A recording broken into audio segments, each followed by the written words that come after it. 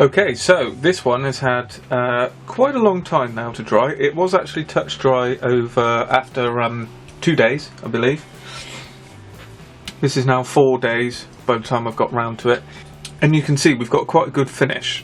It's very glossy, very nice. Not a lot of texture or anything to the paint. I did have it sort of covered for a couple of days while it was drying. And the paint colour is actually extremely good. I did go in a little bit heavy, so it's worth noting if you're going to spray it like I did.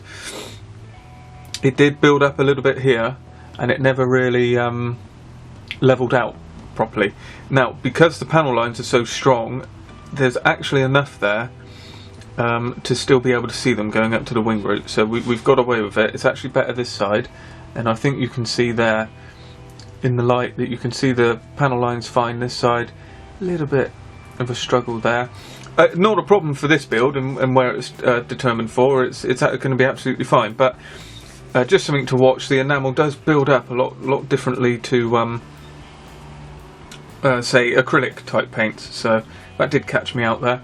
And you can go a bit heavy, but I did a sort of wet coat to kind of give it as much of a glossiness as possible. So now we're going to crack on with the quite extensive decals.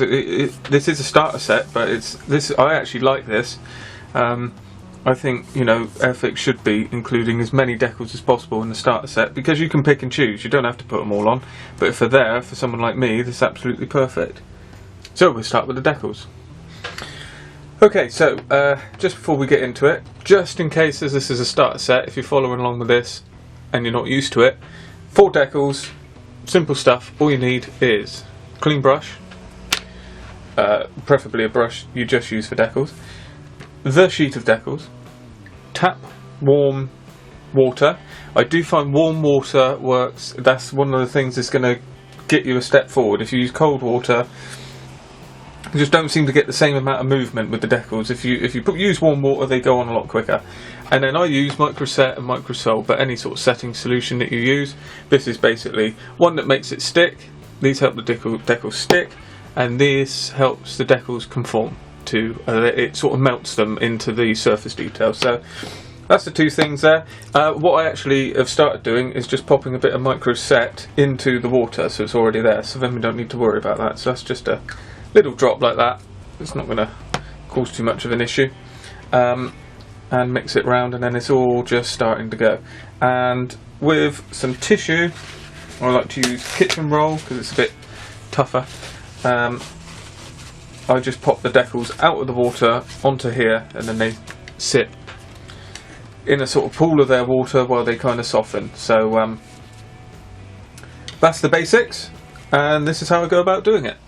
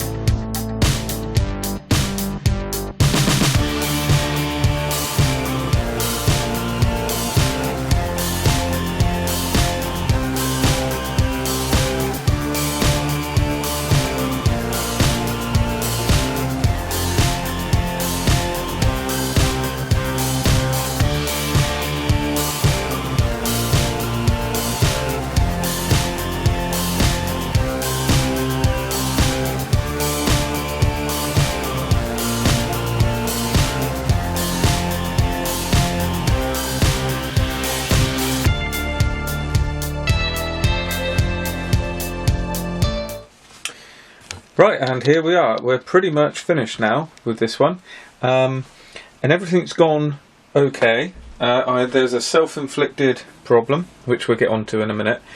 But as far as the kit's concerned, it's all gone well. Decals are very nice. The paint was fine for being enamel, and all in all, it's not a bad little kit. And we've got the canopy unmasked there, and that's obviously done the job. And you've got the pilot in there, and it's all looking the part.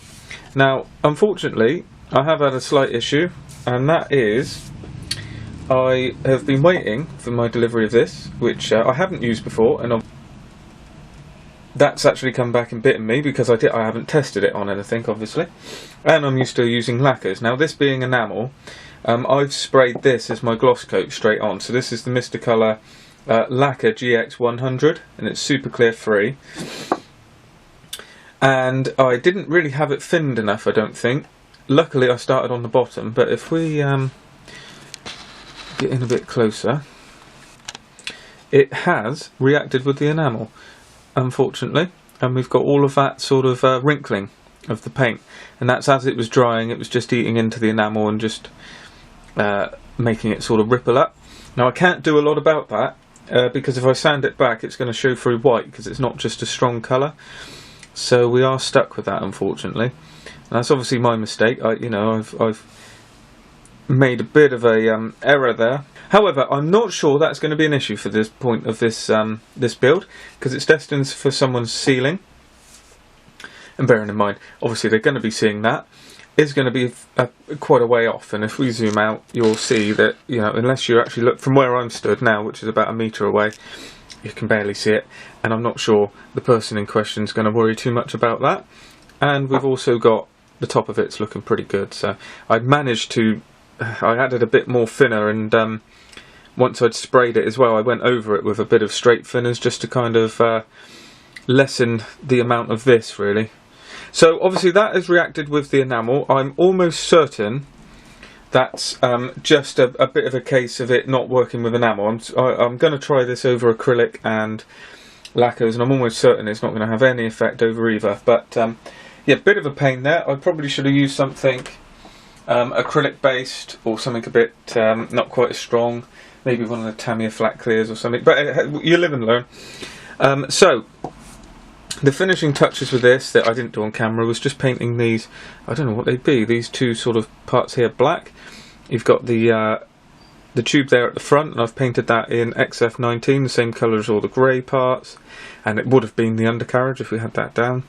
Added in the light, and just painted the back of that silver, and also popped the, well, I suppose that would be the engine exhaust or something like that. I'm not really sure with jets, but anyway, I just painted that XF84, which is burnt iron, and then stuck that in there. So there we are. That brings this build to a finish. So I'll take some pictures of this now, including the underside, so you can see what the damage was and see what happened there. If you, I'm not sure, some of you may be following this and you just got a starter kit and this is the first time you're starting out. Well, you won't have any of these problems because you won't be using this sort of stuff. I just stick to basic things you can get in the shops like Tamiya, Humbrol, whatever, and start out from that for basics until you sort of build up to it. And even when you do, like I've just proven, mistakes still happen. So obviously test it on another model if you haven't used a product before, just to make sure you know what the reaction's going to be. So all in all, very enjoyable model, went together very well. Nice to do an in-flight aircraft. The decals are impressive. They're a little bit of annoying to get on, but it certainly looks like a red arrow. So it's very nice to do something a bit different like this. Glossy finish, and this is going to go with the rest of the clubs. There's I forget how many there are now. I think there's 9 or 10, or whatever the number of red arrows is. That shows my naivety. One's been done by people in the club, so they've all got a different number, so this will join in with those and they'll be all together as a group. So I'll leave you with some pictures now. Hopefully you enjoyed this build, and if you like what you see, give the video a like, leave a comment below, subscribe to the channel, and I'll see you in the next video.